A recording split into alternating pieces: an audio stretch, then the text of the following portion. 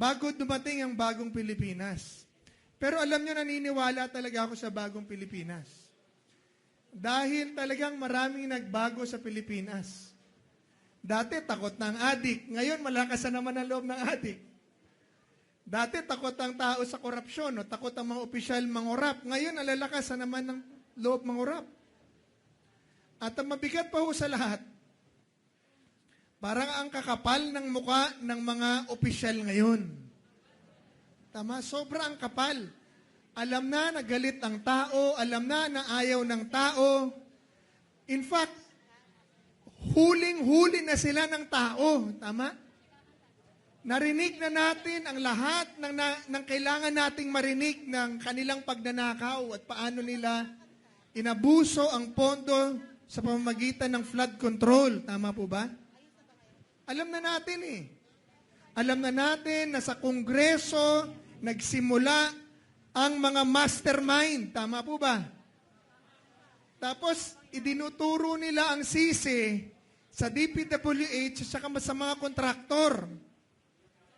Kung kumita yung mga taga-DPWH at kumita yung kontraktor, mas malaki ang kinita ng mga congressman. Tama ba? Mali? Kasi sila ang amo. Ang bigayan daw sa kanila, 20, 30, 45%. Siyempre, kikita pa yung kontraktor. Tapos, magbibigay ka pa sa DPWH, dun sa back. Tapos, magbibigay ka pa ng buwis. 7%, 6%, 45, 30, 20, 30, 45% sa kanila.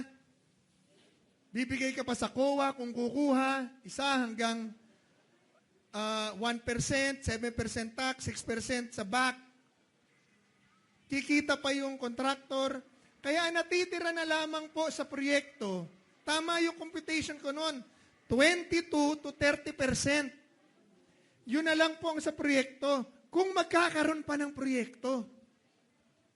Hello? Pero kung wala ng proyekto, pinera na lang lahat yon. At magkano daw po yun? Ini-estimate na 1 trilyon hanggang 1.7 trillion pesos. Ilang bahay na naipagawa nun? Ilang eskwelahan na napagawa nun? Ilang hanap buhay na po ang naitayo nun para mga Pilipinong walang trabaho magkaroon ng pagkakakitaan? Hello? Pero imbis na umasenso ang Pilipino sa perang binibigay din naman natin, sa gobyernong itinatag natin, lalong humirap ang mga Pilipino, binaha pa tayo. Hello? Na sa tuwing uulan at babagyo, nininervyos tayong lahat kung babaha ba. Hello? Tapos sila lang ang yumaman. Tambak ang mga supercars. Tambak ang malalaking bahay na pinagagawa. In fact, bili na sila ng bahay dahil yung perang kanilang nakalumbat, hindi nila mailagay sa bangko. Kailangan silang bumili ng bahay para lagyan ng perang ninakaw sa gobyerno. Hello? Alam natin lahat yun eh. Tama po ba? Alam na natin yun eh. Pero, imbis na mahiya, imbis na mag-resign, imbis na itigil, sila pa ang nag-iimbestiga. Antipaklong na buhay ito. Paano mag-iimbestiga yung tao na siya dapat ang imbestigahan? Naintindihan po natin? At wala tayong magawa dahil sila ang nasa kapangyarihan. In fact, noong September 21, nag-people power na eh. Hello? Tama po ba? Sino sa inyo pumunta nun? Ang dami pumunta. Ako, nandun po ako. Pero wala pa rin. Tinutuloy-tuloy ang pagpapasa ng budget ngayon. Ngayon, yung napakagandang investigasyon na pinangungunahan ni Senator Marcoleta. Sino nagustuhan yung investigasyon ni Senator Marcoleta? Ako nagustuhan ko. Bakit? Doon lumabas lahat eh. Lumabas yung Diskaya, pinangalanan na eh. Hello? Lumabas yung DPWH, mga district engineers, pinangalanan na rin. Lumabas pa doon, yung mga congressman, itinuro na eh. Hello? Tapos ngayon, pinaltan. Iba na ang direksyon. Iniiwas na doon sa ulo. Hello? Ngayon, alam po nating lahat yun eh. Alam natin na nangyayari. Alam natin na nangyari. Alam natin ang dapat mangyari. Tama ba? Ano ang dapat mangyari? Dapat makulong sila eh. Lahat eh. Dapat mag-resign silang lahat eh. Tama? Lahat eh. Dahil yung nag-prepare ng budget, Kongreso yun eh. Both houses, ngayon nagtuturuan, pati ro senador, mayroong insertion. Alam niyo po, noong patanggal natin ang PDAF, ako po ang nanguna ng petisyon niyan sa Supreme Court, kaya tinawag po yang the Belhica ruling. Bawal na ang pork barrel system, pati insertions bawal. Ang problema natin, bawal na nga, ginagawa pa rin. Nung i-prepare ng Kongreso ang budget, isasubmit yan sa Pangulo para aprubahan or i-veto. Ibig sabihin, kailangan ni-review niya dahil siya ang pipirma. At inamin naman niya, nare-review niya. Inamin niya. In fact, sabi niya, binito pa nga niya yung ilang portions, which is around 29 billion. Pero yung 400 billion, inapprove niya eh. Flood control yun. Ibig sabihin, lahat sila mulat. Alam nila lahat ng ginagawa nila. Kaya sa maanumalyang flood control project po na ito, accountable silang lahat. Hello? Kaya dapat palitan na natin silang lahat.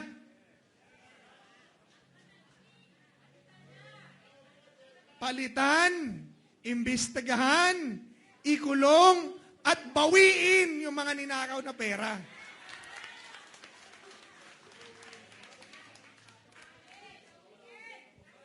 Sunugin daw ng buhay, sabi ni Sir. Relax, relax. Patayin daw. Teka lang. Ayan lang. Yan ang sinasabi ko po. Bakit tayo umaabot sa ganitong klaseng pagpoprotesta? Mapayapang pagpoprotesta nga ito eh. Dahil yung dapat nilang gawin, hindi nila ginagawa. Yung dapat mangyari, na alam natin, hindi mangyayari dahil naandyan pa rin sila. Tama? So, saan tayo pupunta? Anong gagawin natin?